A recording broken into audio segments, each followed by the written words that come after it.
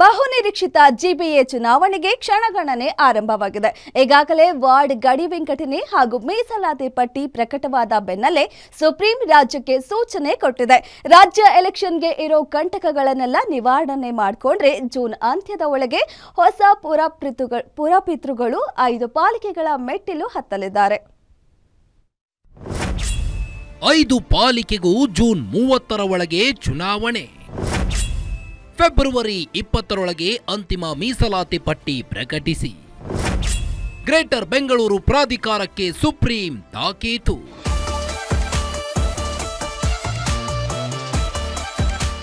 ನಾಲ್ಕು ವರ್ಷದ ಬಳಿಕ ಬೆಂಗಳೂರು ಆಡಳಿತ ಅಸ್ತಿತ್ವಕ್ಕೆ ಬರಲಿದೆ ಎಂಬ ಎಲ್ಲಾ ಸಾಧ್ಯತೆಗಳು ಕಂಡುಬರುತ್ತಿವೆ.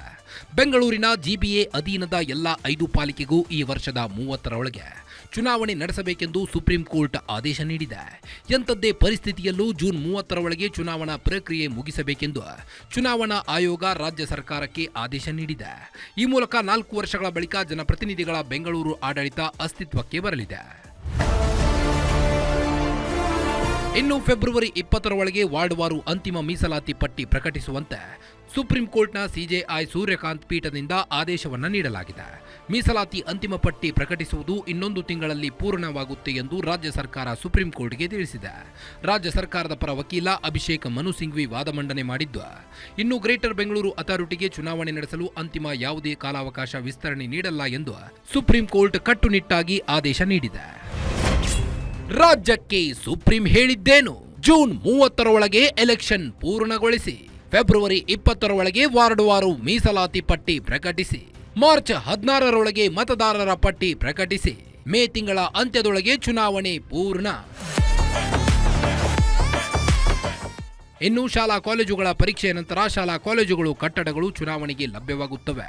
ಪರೀಕ್ಷೆಗಳು ಮುಗಿಯುತ್ತಿದ್ದಂತೆ ಚುನಾವಣೆ ಮುಗಿಸಲು ಸುಪ್ರೀಂ ಕೋರ್ಟ್ ಸೂಚನೆ ನೀಡಿದೆ.